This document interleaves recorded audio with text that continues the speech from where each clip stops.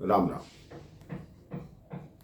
जैसा कि पिछले प्रसंग में बताया कि भगवान शिव ज्योतिषी के रूप में वहां पर आए, भगवान श्री राम को गोद में लिया तो उनका रुदन रुक गया। भगवान शिव उस बालक को गोद में लेकर बैठे ही थे कि मां कौशल्या ने पूछा कि आप कहां से आए हैं। तो उस ज्योतिषी ने कहा, हम कैलाश से आए हैं, हम भविष्यवक्ता हैं। मां कौशल्या ने कहा, हमारे पुत्र का भविष्य बताइए।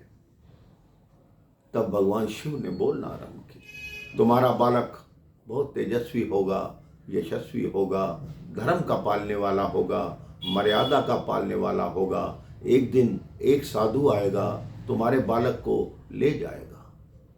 जैसे ही ले जाने की बात हुई, कौशल्या माँ ने कहा, ऐसा मत कहिए। तो भगवान शिव ने कहा, साधु ले जाएगा, लेकिन जब ये लौट कर आएगा तो अपनी बहू भी साथ लाएगा। माँ कौशल्या के चेहरे पर मुस्कान आ गई। भगवान शिव ने आगे बोलना शुरू किया, उसके पश्चात इसका राज्याभिषेक होने वाला होगा। नीचे से भगवान ने ज्योतिषी की जो दाढ़ी थी वो पकड़ ली कि इसके आगे का भविष्य आप मत बताना, कि जो मैंने लीला करनी है वो पहले से ही संसार को ज्ञात नहीं होनी चाहिए।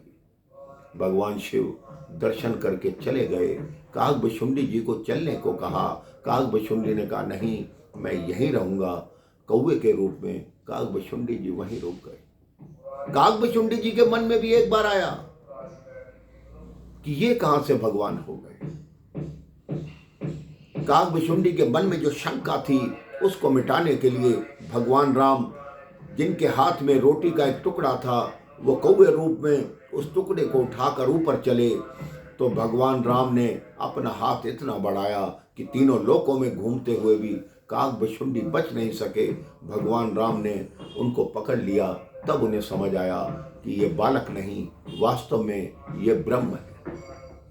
इसी तरह भगवान की लीलाएं, बाल लीलाएं प्रतिदिन अयोध्या के महलों में देखने को मिलती थी। एक दिन मां ने श्री राम जी को पीतांबर पहनाकर झूले में सुलाया और भोग का थाल भगवान के आगे रख दिया। थोड़ी देर में आकर देखती है कि भगवान राम उसी थाल में से भोग खा रहे हैं। ठीक ऐसी लीला भगवान कृष्ण ने भी की थी। एक बार मां यशोदा के द्वार पर एक साधु आया। उसने कहा कि मैं अपना भोजन स्वयं बनाऊंगा और मैं खाऊंगा, आपका बना हुआ भोजन मैं नहीं खाऊंगा।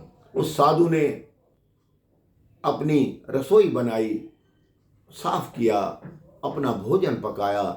जैसे ही थाल परोसा, भगवान कृष्ण आए, उस थाल में से खाने लगे। उस साधु ने गुस्सा किया कि तुमने मेरा भोजन जूठा कर दिया, मुझे इसे भगवान को भोग लगाना था। साधु ने पुनः रसोई साफ की, पुनः भोजन बनाया, पुनः वही प्रक्रिया हुई।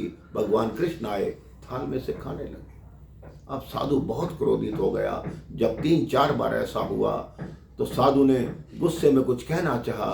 भगवान कृष्ण ने उसका हाथ पकड़ा। जब उस साधु ने भगवान कृष्ण की आंखों में देखा तो उसको सारा ब्रह्मांड उनकी आंखों में दिखाई दिया। साधु ने कहा, मैं कितना पागल हूँ, जिसको भोग लगाने के लिए मैं भोग तैयार कर रहा हूँ, वो स्वयं भोग लगाने आ रहा है और मैं पहचान नहीं रहा। ऐसी ही लीला प्रभु श्री राम ने माँ कौशल्या के साथ की। माँ कौशल्या ने देखा कि राम पालने में भी सो रहे हैं और भोग भी लगा रहे हैं। ये क्या लीला है। भगवान ने अपना विराट रूप दिखाया। माँ कौशल्या हतप्रभ रह गई कि मेरा पुत्र भगवान है। लेकिन प्रभु ने ऐसी लीला रचाई, जैसे ही वो विराट रूप समाप्त हुआ, माँ कौशल्या सब कुछ भूल गई और देखा श्री राम पालने में सो रहे हैं। ऐसी कई तरह की बाल लीलाएं अयोध्या के महलों में होने लगी। राम जी धीरे धीरे पग धर के अपने महलों में चलते हैं। साधु वहाँ भिक्षा मांगने आते हैं। राम जी पत्थरों को हाथ लगा लगा के दीवार के सहारे चलते हैं। साधु खड़े हैं, उनकी आंखों से आंसू बह रहे हैं। एक दूसरे से पूछते हैं कि क्यों रो रहे हो।